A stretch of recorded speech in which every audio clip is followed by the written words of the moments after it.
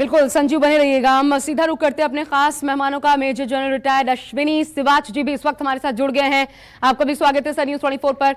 लेकिन त्रिपाठी सर, पहले मैं आपके पास आना चाहती हूँ, आप जुड़े हुए हमारे साथ लगातार। ये जो हमला है खार्किव में सर, और इस बीच क्योंकि हमारी जो प्राथमिकता है वो हमारे भारतीय लोग जो वहां पर फंसे हुए हैं, अब जैसा अभी संजीव को भी आपने सुना और कहा गया है कि ट्रेन से या किसी भी जरिए से वहां से निकलिए। अब क्या हालात यूक्रेन में आउट ऑफ कंट्रोल होते नजर आ रहे हैं? इसका मतलब, इसके मायने ये हुए? बिल्कुल, देखिए यूक्रेन में हालात खराब हैं। मुझसे ही सवाल था ना? जी सर, आप ही से। हेलो, आवाज बंद कर दीजिए। त्रिपाठी सर, बिल्कुल मैं आप ही से सवाल पूछ रही हूँ। देखिए, यूक्रेन में हालात बहुत ख़राब हैं और लगभग आउट ऑफ कंट्रोल हैं। मैं लगभग इसलिए कह रहा हूँ कि अभी भी जैसा कि संजीव बता रहे हैं, शायद बाई ट्रेन जाने का रास्ता, वहाँ से खार्किव से आने का रास्ता हो, लेकिन अब रोड से आना, रेस्क्यू करना बहुत मुश्किल है। और मुश्किल ही नहीं, बहुत ही रिस्की भी है, क्योंकि कारपेट बॉम्बिंग अगर हो रही है तो फिर ऐसी हालत में तो अगर कोई बंकर में है, बंकर से निकल के या तो सीधे मेट्रो से होते हुए एयरपोर्ट जाएं, वहाँ रेलवे स्टेशन जाएं, वो है, या तो वहीं रुके रहें। बिल्कुल सर, ये जो डर जिसकी बात आप कर रहे हैं, इस पर सर मैं आगे आपसे कमेंट लेती हूँ, लेकिन जरा फिर से ये पूरा फुल फ्रेम तस्वीरें दिखा दी सर अपने दर्शकों को। क्यों हम ये बोल रहे हैं, क्यों चिंता यहां से बढ़ जाती है? जैसा आपने कहा, लगभग आउट ऑफ कंट्रोल ही समझिए। क्यों कहना पड़ रहा है, जरा देखिए कैसे अचानक से यहां पर बमबारी होती है। खार्किव हम आपको दिखा रहे हैं, प्रशासनिक इमारत है जिस पर अचानक बमबारी होती है। इसको टारगेट पर निशाने पर लिया जाता है रशियन फौज द्वारा, और देखिए 1 सेकेंड के भीतर धराशायी पूरा ये बारूद का गुबार जो आप देख सकते हैं, लावा, एक तरीके से प्रचंड लावे की तस्वीरें आसमान छूती। और ये डर को कैसे वहां पर समझिए उन लोगों के बारे में, जरा उस माइंडसेट को हम आपको सुनाते हैं एक बार फिर।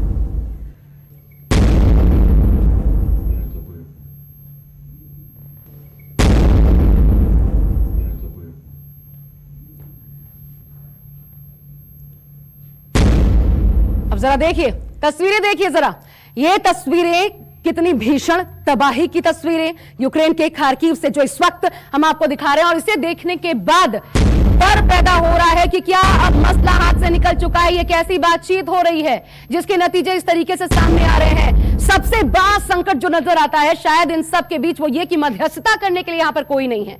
दो देश जो कि युद्ध लड़ रहे हैं, जंग लड़ रहे हैं, एक पीछे हटने को तैयार नहीं, दूसरा लगातार आमादा है घुसने पर कि हम यहां पर हालात बदल कर रहेंगे, अपने हाथ में कंट्रोल लेकर रहेंगे।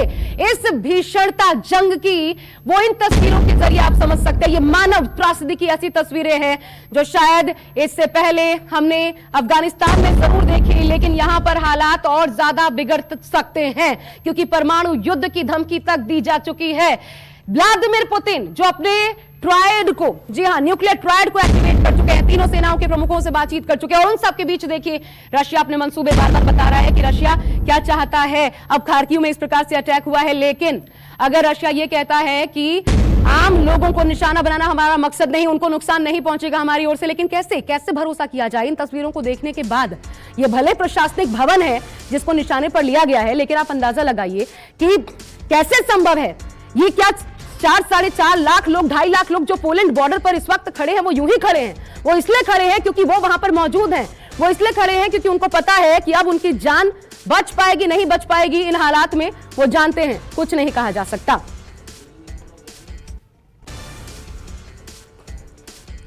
और देखिए बड़ी खबर हम आपको लगातार बता रहे हैं, यूक्रेन में रूस ने हमले तेज कर दिए हैं। ये हमलों के तेज होने की निशानी तस्वीरें जो हमने आपको दिखाई, वसीलकीव में भी रूस ने भारी बमबारी की है।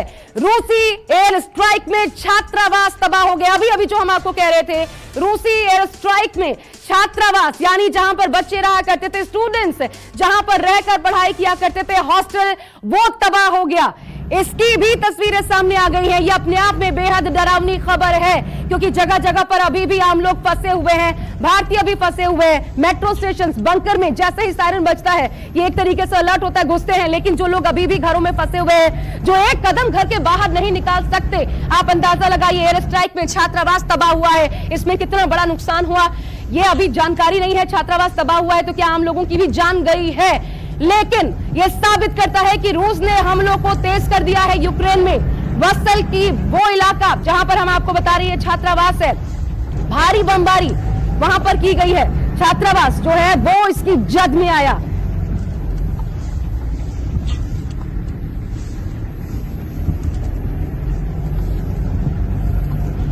और देखिए हम सीधा रुक करते हैं, अश्विनी शिवाच जी भी हमारे साथ इस वक्त जुड़े हुए हैं। अश्विनी सर, ये वही डर है जिसकी अभी हम चर्चा कर रहे थे। कैसे आमजन ये माने कि हम निशाने पर नहीं हैं, कैसे कोई सुरक्षित समझेगा, और इसलिए ये हालात आउट ऑफ कंट्रोल अब जाते नजर आ रहे हैं शायद। बिल्कुल, देखो ये समझना पड़ेगा आपको कि रूस का क्या मकसद था। कि रूस ने एक तो समझना था कि जेलेंस्की को किसी तरीके से हटाना, और फिर देखना कि यूक्रेन जो है वो नेटो का हिस्सा ना बने। मगर ये दोनों मिलिट्री एम उसके नहीं सक्सीड हो रहे। जिस प्रकार से कीव और खार्किव गिर नहीं रहे, ये एक बड़ा चिंता का विषय है रूस के लिए, और वो बड़े जोरों से अभी इनके ऊपर हमले कर रहा है। मैं कीव में रह चुका हूं, मुझे मालूम है कीव जो है करीब 56 किलोमीटर का घेरा है, और उसके अंदर जो बाहर का इलाका है वो ज्यादातर रूरल एरिया भी है और पिछले टाइप का कीव है। वहां पर सड़कें बहुत नैरो हैं, वहां पर टैंक नहीं घुस सकते, और जैसे जैसे अंदर की तरफ आता है तो वहां पर जो मॉडर्न है, जहां पर मल्टी स्टोरी बिल्डिंग है, और वहां पर पार्लियामेंट हाउस है। सच्चाई ये है कि रूस ने सपनों में भी नहीं सोचा था कि इस प्रकार से यूक्रेन जो है उसका मुकाबला करेगा, क्योंकि यूक्रेन की फौज और रूस की फौज का कोई मुकाबला नहीं था। यूक्रेन की फौज बहुत पेपर पे कमजोर थी, मगर ग्राउंड पे सिचुएशन बदली हुई नजर आ रही है। जिस प्रकार से इन्होंने कीव और खार्किव का एक प्रकार डिफेंड किया है, वो एक काबिल तारीफ है। उसकी 3-4 वजह है। एक तो वजह है कि जो जेलेंस्की है उसकी जो लीडरशिप है वो खुद आगे हैं। दूसरा, नेटो ने हथियार दिए हैं, जो कि जेवलिन एंटी टैंक और मिसाइल दिए, स्टिंगर मिसाइल जो कि एंटी एयरक्राफ्ट और आपके कामकोजी ड्रोन। उससे क्या है, लोगों के अंदर एक नया जोश आ गया है। सैनिक भी लड़ रहे हैं और उसकी जो कॉमन पब्लिक है वो भी लड़ रही है, और ऐसे में रूस को बड़ी परेशानी हो रही है। कीव भी नहीं गिरा और खार्किव भी नहीं गिरा। बिल्कुल, मनोबल हाई है, मनोबल हाई है, और उसी का ये उदाहरण है साफ तौर पर देखने को मिल रहा है, जिसका असर देखने को मिल रहा है। छठे दिन में युद्ध प्रवेश कर गया है। इधर देखिए यूक्रेनी राष्ट्रपति जेलेंस्की ने बड़ा ऐलान कर दिया है। आपको बड़ी खबर बता रहे हैं, जंग में साथ देने वालों का यूक्रेन में स्वागत। ये कह रहे हैं जेलेंस्की, जंग में साथ देने वालों का यूक्रेन में स्वागत। ये रूसी राष्ट्रपति, ये यूक्रेनी राष्ट्रपति जेलेंस्की ने कहा है कि जंग में जो लोग हमारा साथ दे रहे हैं, लड़ने के लिए जो लोग तैयार हैं, उनका हम स्वागत कर रहे हैं। और जैसा कि हम आपको बता रहे हैं, छठे दिन में युद्ध जब प्रवेश कर गया है, रूसी राष्ट्रपति व्लादिमीर पुतिन उधर इसी बात से नाराज है। पहले वो अपने सैन्य सिपाही सालारों की तारीफ कर रहे थे, लेकिन अब वो भी चिंतित नजर आ रहे हैं। लेकिन यूक्रेन में देखिए, इधर हौसले अभी भी बुलंद नजर आ रहे हैं। संजीव त्रिवेदी लगातार हमारे साथ बने हुए हैं, सीधा उनका एक बार फिर रुख करते हैं। संजीव, इसको कैसे लिया जाए? संजीव, पहले अपने ही देश के लोगों को वो अपील करते हैं, फिर कहते हैं कि कैदियों को छोड़ देंगे, जो हथियार चलाना जानते हैं वो भी जंग में कूदे। अब बाहर के लोगों को भी आमंत्रित कर रहे हैं। जी हाँ, जो सबसे ताज़ा जो जानकारी आई है उसके अनुसार यही है कि जेलेंस्की ने कहा है कि जो भी विदेशी यूक्रेन आकर यूक्रेन के लिए लड़ना चाहते हैं, उन्हें वीज़ा की कोई ज़रूरत नहीं है। वो आए, हथियार लें और हमारा साथ दें। लोकतंत्र की लड़ाई हो रही है। देखिए, यूक्रेन एक डेमोक्रेटिक कंट्री है, इस बात को वो सेल कर रहे हैं, लेकिन ये भी अपने आप में कमाल की बात है कि कैसे अनकन्वेंशनल तरीके से वो इस युद्ध को लड़ रहे हैं।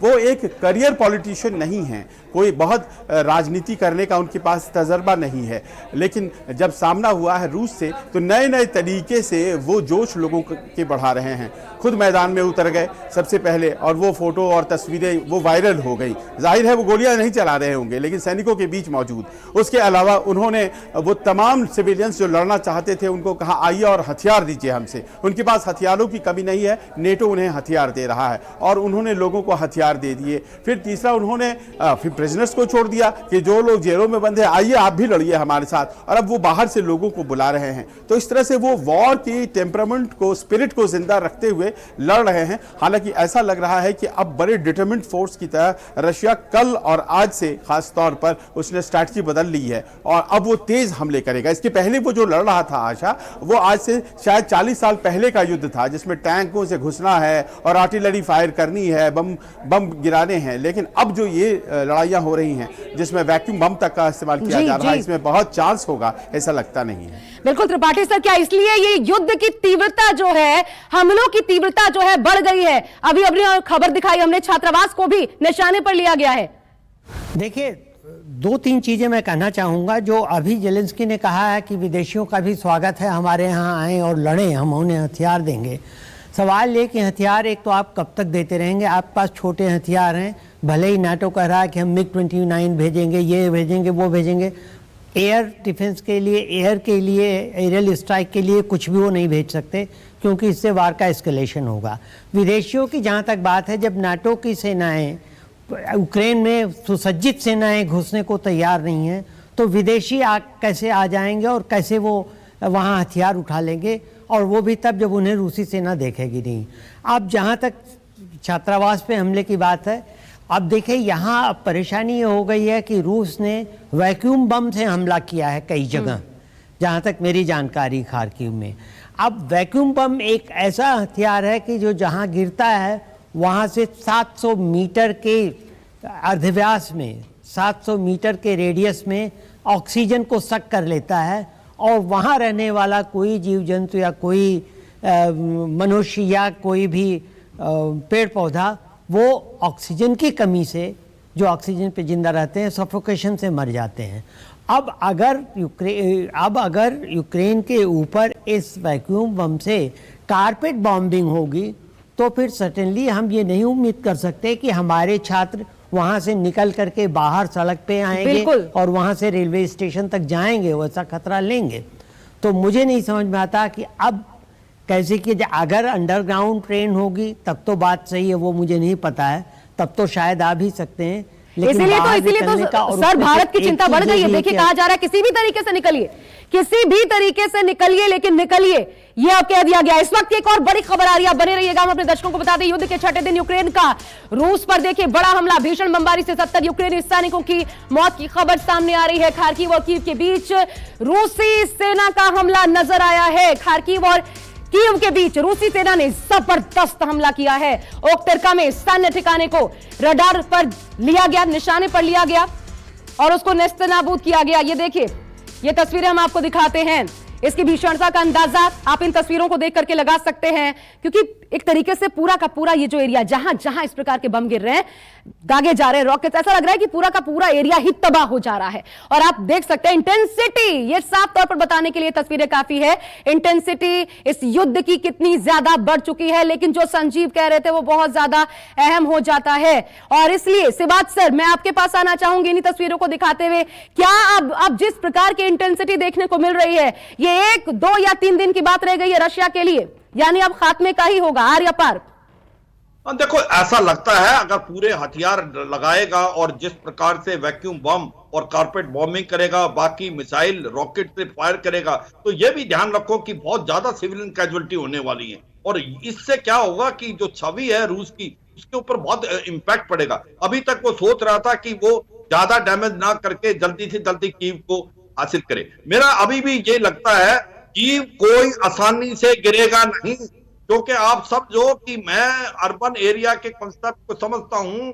अर्बन एरिया में डिफेंडर को फायदा है, वो कितना ही बम डाल दे, मगर असली में अंदर बढ़ना पड़ेगा। और बढ़ना इतना आसान नहीं है, क्योंकि वहां पर नैरो रोड्स हैं, ट्रैक्स हैं, वहां पर टैंक्स नहीं जा सकते, वहां पर आर्मर्ड पर्सनल कैरियर नहीं जा सकते। तो सच्चाई यह है कि आज यूक्रेन के साथ यूक्रेन का जज्बा है, यूक्रेन के लोग हैं, यूक्रेन का जो प्रेसिडेंट जेलेंस्की है वो यंग है, वो एक इंस्पिरेशन लीडरशिप दे रहा है। लगता नहीं कि इतनी जल्दी कीव गिरेगा, और जितनी दिन कीव नहीं गिरेगा, it is advantage to Ukraine, disadvantage to Putin. और पुतिन बुकरा के ज्यादा हथियारों का इस्तेमाल करेंगे, उससे जो इंफ्रास्ट्रक्चर को बहुत ज्यादा नुकसान होगा और सिविलियन कैजुअलिटी बहुत होगी। यही तो सर फिर तो सवाल उठता है ना। आप कह रहे हैं एडवांटेज यूक्रेन, डिसएडवांटेज रशिया, लेकिन संजीव मैं आपको भी इंक्लूड करना चाहती हूँ, लेकिन हासिल क्या हो रहा है यूक्रेन को? बड़ी बात तो यही है ना, नुकसान तो यूक्रेन का ही हो रहा है, अपने नागरिकों को गंवा रहा है यूक्रेन। अपने तमाम जो महत्वपूर्ण एरियाज हैं, डिफेंस सेक्टर्स है, उन तमाम जगहों पर इस प्रकार के हमले, मतलब सब कुछ तबाह यूक्रेन के लिए।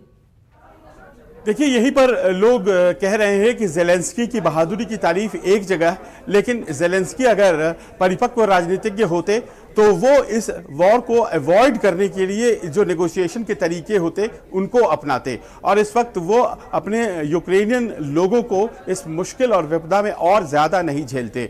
इस बात को देखिए कि ये केवल यूक्रेन के लिए ही खतरा नहीं है आशा, क्योंकि चेरनोबिल यूक्रेन में ही है और चेरनोबिल पर इस वक्त कब्जा रूस का है। चेरनोबिल डिजास्टर की वो यादें किसी ने भूली नहीं हैं और दुनिया उसकी कीमत आज तक अदा कर रहा है। 4 एटम न्यूक्लियर पावर प्लांट्स हैं यूक्रेन के पास, और चेरनोबिल जिसे सीमेंट के एक बहुत मोटे परत से घेर कर रखा गया है, और ये कहा जा रहा है कि दरारें वहां आ गई हैं और जो रेडिएशन लेवल्स नापा जा रहा है वो और भी ज़्यादा हो रहा है। तो आप बात कर लीजिए कि कीव में हो रहा है क्या, खार्किव में क्या हो रहा है, लेकिन अगर वो जो न्यूक्लियर पावर स्टेशंस हैं वहाँ और चेरनोबिल में ख़ास तौर पर चीज़ें हाथ से हट जाती हैं, छूट जाती हैं, तो आप देखिए कि मानवता के लिए खतरा हो जाएगा। इस वॉर को खत्म नहीं कर पाना ज़ेलेंस्की की सबसे बड़ी कमजोरी है। जी। अपने आप में फिर ये एक बार फिर मानवीय त्रासदी का सामना दुनिया करेगी और ये अपने आप में डराने वाली बात है। आप तीनों हमारे साथ बने रहिए, त्रिपाठी सर आप भी, सिवाल सर आप भी, और संजीव लगातार हमारे साथ बने हुए। तो यूक्रेन संकट पर बड़ी खबर लगातार सामने आ रही है। एक और बड़ी खबर इस बीच आपको बता दें, यूक्रेन में वैक्यूम बम हमले की पहली तस्वीर सामने आ गई है। वैक्यूम बम हमले की पहली तस्वीर, यूक्रेन ने दावा किया रूस ने वैक्यूम बम दागा है यूक्रेन पर। यूक्रेन में वैक्यूम बम हमले की तस्वीरें भी सामने आ गई हैं। लगातार सुबह से खबर हम आपको बता रहे थे, लेकिन अब इस हमले की पहली तस्वीरें भी सामने आ गई। देखिए ये तस्वीरें जो हम आपको दिखा रहे हैं, दरअसल शॉक वेव जो है इतना तगड़ा, समझ लीजिए कि ये परमाणु नहीं, लेकिन मतलब इसको कहा जाता है कि बमों का बाप एक तरीके से। ये हाल देखिए जिस प्रकार से यहां पर शेक कर गई पूरी बिल्डिंग। और ये पहली तस्वीर वैक्यूम बम हमले की हम आपको इस वक्त जो दिखा रहे हैं। हमारे साथ रक्षा विशेषज्ञ डीके पांडे जी भी जुड़ चुके हैं। पांडे साहब आपका भी स्वागत है न्यूज़ 24 पर। लेकिन ये अब अगर वैक्यूम बम का हमला इस पर आमादा आ गया है रशिया, तो क्या मतलब निकाले? अब क्या आर या पार की लड़ाई यही होने वाली है?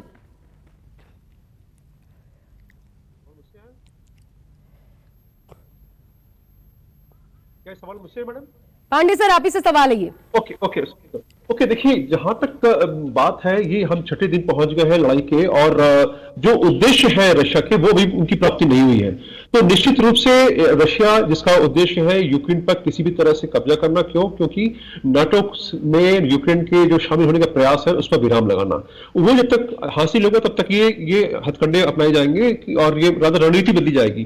तो वैक्यूम बम का यूज करने का एम यही है कि हम स्टेप बाय स्टेप चीजें बढ़ा रहे हैं, जैसे कि उन्होंने बोला कि हम न्यूक्लियर कमांड को भी एक्टिवेट कर रहे हैं, और ये एकमात्र मनोवैज्ञानिक दबाव बनाने का एक तरीका है ताकि जो यूक्रेन सेना है उसका मनोबल टूटे। और अगर 3 बातें जो रशियन फोर्सेस ने यूज की है, जो रशियन स्ट्रेटजी में आ रही है, पहली कि वो स्कैटर्ड वॉरफेयर में बिलीव कर रहे हैं, टुकड़ों में। कीव में देखिए अगर कंसंट्रेशन होता तो उसका सामना करने के लिए रशिया को बहुत एफर्ट करना पड़ता। अब यही कंसंट्रेशन को रिजॉल्व करके इन्होंने 5-6 बड़े बड़े पॉकेट्स में कर दिया है। तो पहली चीज। दूसरी चीज, जो उन्होंने टैंक वहां भेजे शहर के अंदर और वो स्ट्रीट वॉर के अंदर लोगों को जो लोग आए, तो मुख्य उद्देश्य यही था कि कोल्ड वाटर डैमेज कम करके और मनोवैज्ञानिक दबाव डाला जाए यूक्रेन पर कि वो शांति के लिए। लेकिन आप बड़ी बात कह रहे हैं सर कि एक के बाद एक स्टेप आगे बढ़ रहा है, तो अगर वैक्यूम बम से हमला, आगे क्या बचता है? बात इसकी भी होगी। लगातार बड़ी खबरें भी आ रही है, आप तीनों हमारे साथ बने रहिएगा।